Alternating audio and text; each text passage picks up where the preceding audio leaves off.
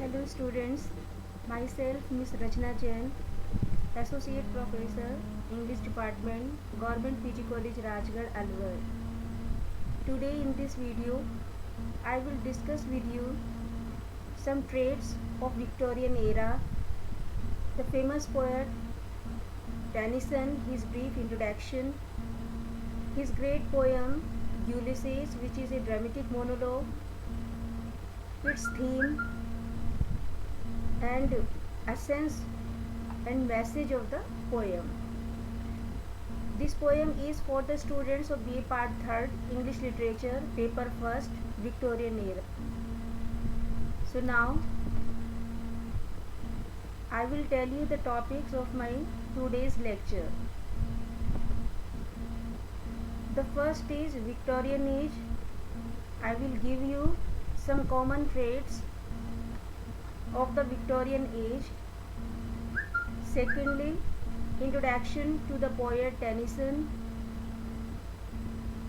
Next, his major works, his style of writing, his poem Ulysses, and in the last, the introduction, the background, the setting and the theme of the poem Ulysses. So we come to the first point, that is Victorian age. Students, as is quite evident from the title, the kind of literature evolved during the reign of Queen Victoria is famously known as the Victorian era literature. The literature of Victorian age from 1837 to 1901 entered a new period after the Romantic Revival. The literature of this era was preceded by Romanticism and was followed by Modernism or Realism.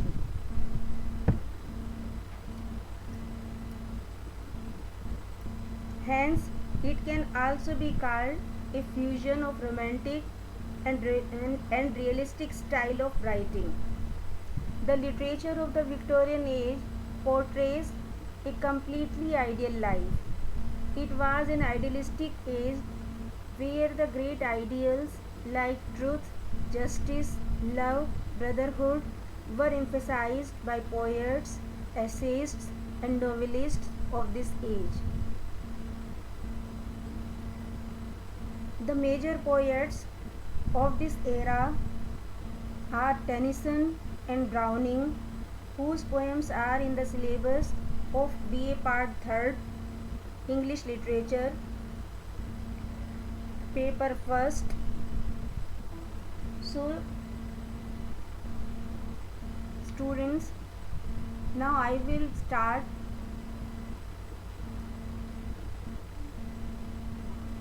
with the brief introduction of the poet Tennyson. The full name of Tennyson was Alfred Lord Tennyson. He was born on August 6, 1809 and died October 6, 1892. He was regarded as the chief representative of the Victorian age in poetry. He was educated at Trinity College, Cambridge. He was awarded the Chancellor's Gold Medal at Cambridge for one of his first pieces, Timbuktu, which was a great honor for a young man of 20 like him.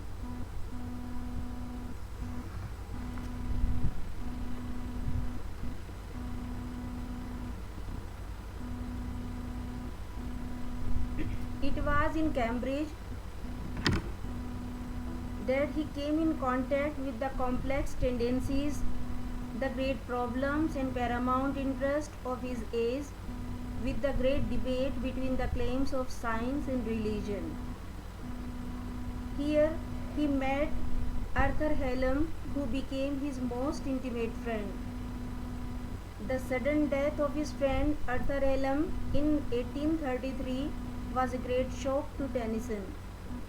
It was the greatest personal tragedy in poet's life. It became the occasion for one of the most elaborate and personal laments in literature. His grief found expression in the series of poems that were written during the next few years and published as a collection entitled In Memoriam in 1850, 17 years after the death of Arthur Hallam.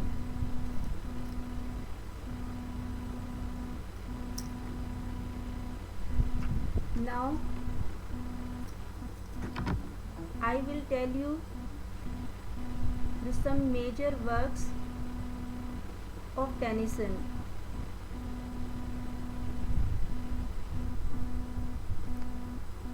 Tennyson wrote so many lyrics, dramatic monologues.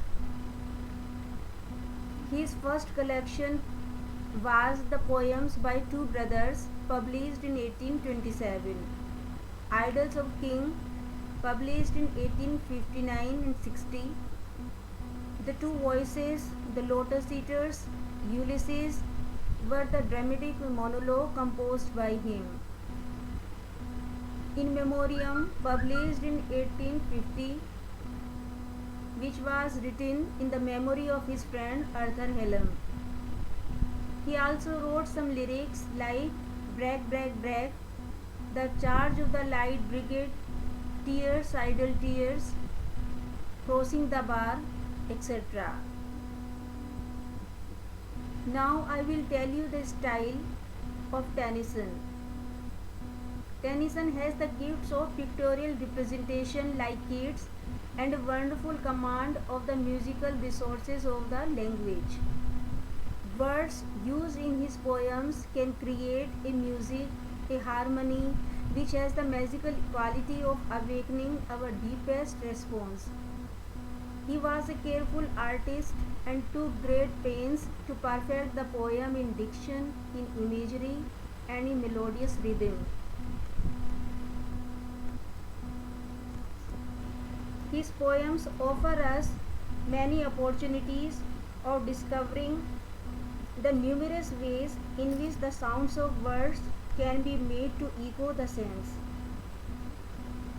We shall do well to read him closely and enjoy his great artist to wonderful effect, alliteration, assonance, consonance, especially the broad vowel sound of which he was very fond.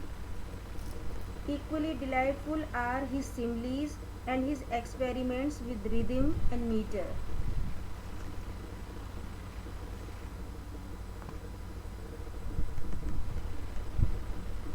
So, because of these qualities, Tennyson is called the representative of Victorian age.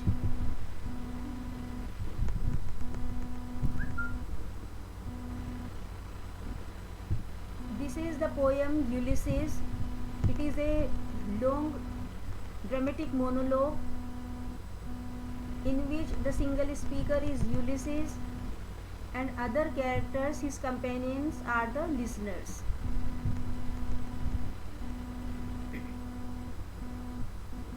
You should read this poem yourself. The words are very simple. Then now I will give you a brief introduction, the background of the poem and the theme of the poem. The poem Ulysses was composed in 1833 after his friend Arthur Hallam's death. It was published in 1842. It is a dramatic monologue in blank verse. Tennyson has transformed the Ulysses myth into the Victorian ideal of heroism. Ulysses was a great Greek warrior who fought against gods, giants, and men for 20 years. He came back to his kingdom Ithaca and lived peacefully for some time, but he found life there to be so dull that he made up his mind to board his ship again and sail beyond the sunset and return no more. He left the duties of kingdom to his son Telemachus. He inspired his old comrades to follow knowledge. When the poem opens, Ulysses has been ruling his state for some time, but he is dissatisfied with the monotonous life in Ithaca. The spirit of wandering is still in him, though he has become very old. He wants to fill his life with careless activity. He had always been a traveler. He had enjoyed his life as a sailor and as a great warrior. His name had been known all over the world. At every place he had been warmly honored and welcomed by the people. Therefore, he thought of undertaking new experiences of life. He considered life as an arc through which the untraveled world is seen. The untraveled world was calling him for exploration. It was no good to die unhonored, unburnished, and in an inglorious manner. There was life before him, and it called him to action. Much is yet to be done. One life was insufficient for that purpose. Therefore, it was the duty of man to work and to pursue knowledge up to his last breath. So Ulysses decided to give the reign of his kingdom to his son Telemachus. Telemachus was young, and it would be possible for him to rule over the people, to carry on the administrative work. After taking such firm decision, Ulysses decided to gather round his mariners and once more start for exploration and the search of new islands. Thus he will acquire that which none has been able to do. Ulysses inspired all his fellow sailors who were old not to lose heart. They had a strong, energetic spirit of youth within them. It was therefore their duty to march ahead on the way to the new world. They were no doubt weak in body because of old age, but they were strong in will. So they will seek new lands rather than yield to the power of fate and die rotting like other old persons in their homes. Ulysses has a boundless desire for a life of adventure. So he will drink the cup of life to its very dregs. So in this poem, the poet prefers the life of activity, adventure, and to earn more and more knowledge. Today we have discussed such topics such as the main and silent features of Victorian era, a brief introduction of the poet Tennyson, his literary works, his style, the brief summary and background of Ulysses, and in the next video I will explain you the inner meaning in detail of the poem Ulysses. So thank you for listening to my presentation. I hope you enjoyed it. Thank you.